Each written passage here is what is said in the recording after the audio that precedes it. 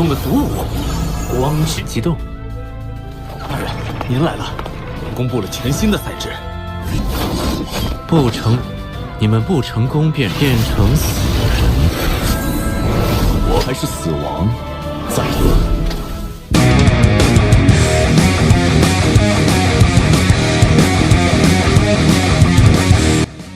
Halo guys, jumpa kembali bersama Mimin di channel IP Movie.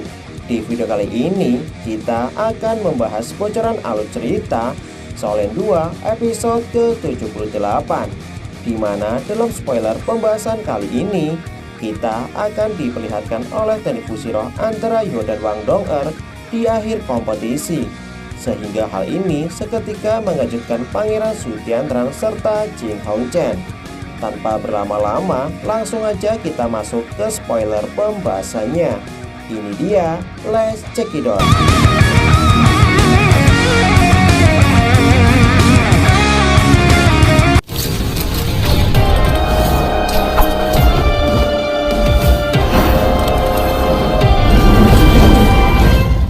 berselang lama, setelah Ketua Sekte Mingyu melepaskan teknik jiwa terkuatnya serta berhasil menghancurkan pertahanan Putri Salju, sebuah cahaya tiba-tiba bersinar dan menampilkan sosok Dewi Radian Kupu-Kupu. Melihat kemunculan Dewi Radian Kupu-Kupu seketika membuat Jin Hongchen serta Pangeran Su Tiantrang merasa terkejut. Bahkan pandangan semua orang tertuju ke arah Dewi Cahaya. Mengabaikan hal tersebut, Dewi Cahaya kemudian melepaskan badai salju. Sementara Ketua Sekte Mingyu melepaskan gelombang kekuatan mental untuk memblokir serangan tersebut. Setelah Ketua Sekte Mingyu tidak lagi dapat melanjutkan kompetisi, Dewi Cahaya kembali menampilkan sosok Yuho dan Wang Dong'er. Meski dahulu Zhengzhang sempat merasa terkejut melihat kejadian ini, namun dahulu Zhengzhang segera menyatakan jika tim Sekte Tang berhasil mengumpulkan 9 poin, sementara Sekte Mingyu hanya mendapatkan 7 poin, sehingga Sekte Tang dinyatakan lolos ke dalam pertandingan selanjutnya.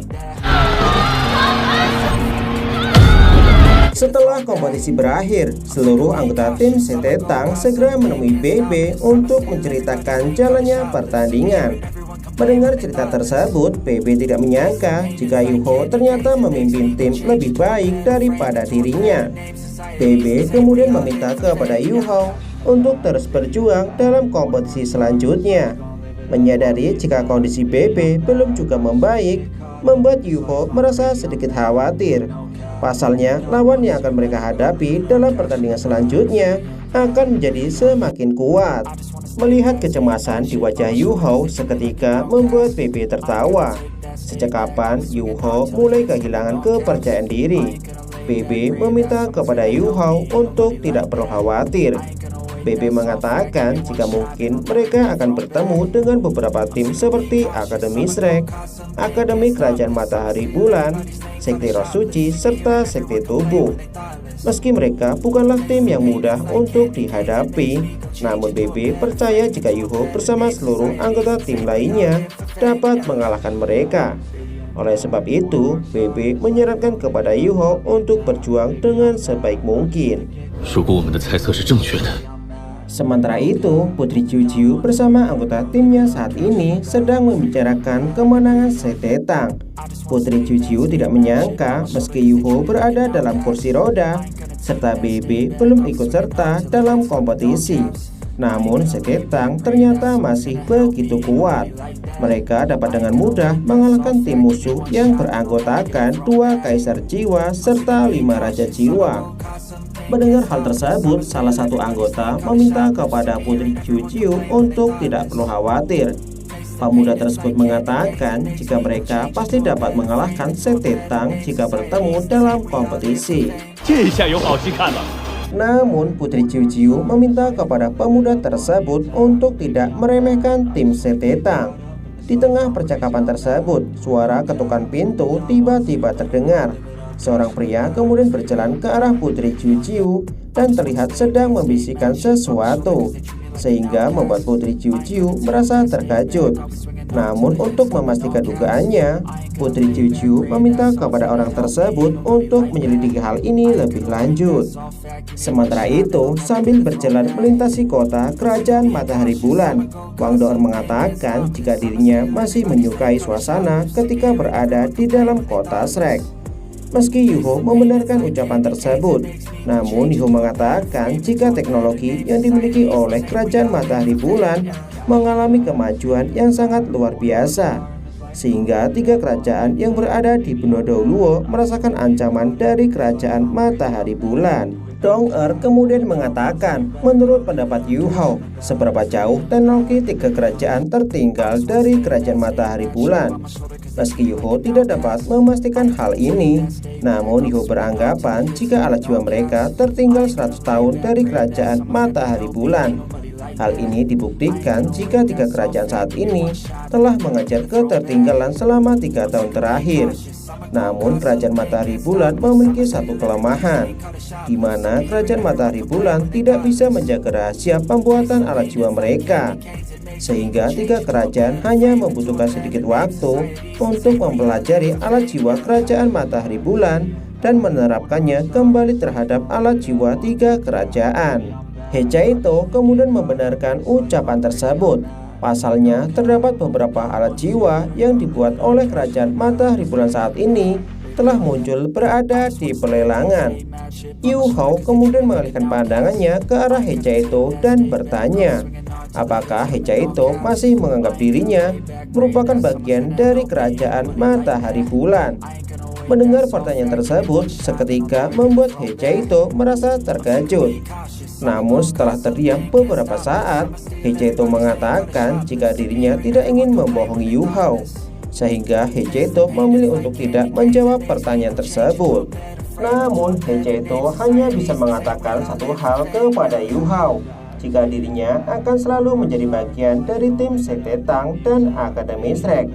Mendengar hal ini seketika membuat Dong-er merasa terkejut.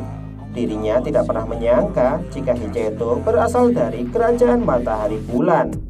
Di tengah percakapan tersebut, mereka akhirnya telah tiba di depan Green Hotel. Sementara Chenan sudah berada di tempat tersebut untuk menyambut kedatangan Yuho. 您来了，比赛裁判陈安。 Yuho kemudian bertanya kepada Chenan bagaimana dengan aturan kompetisi hari ini. Chenan menjelaskan jika terdapat 3 insinyur jiwa kuat yang akan ikut serta dalam kompetisi.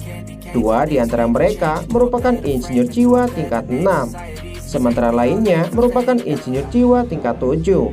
Chenan menjelaskan jika kompetisi hari ini berbeda dengan kompetisi sebelumnya. Juri akan menjelaskan tentang aturan kompetisi ketika pertandingan akan segera dimulai.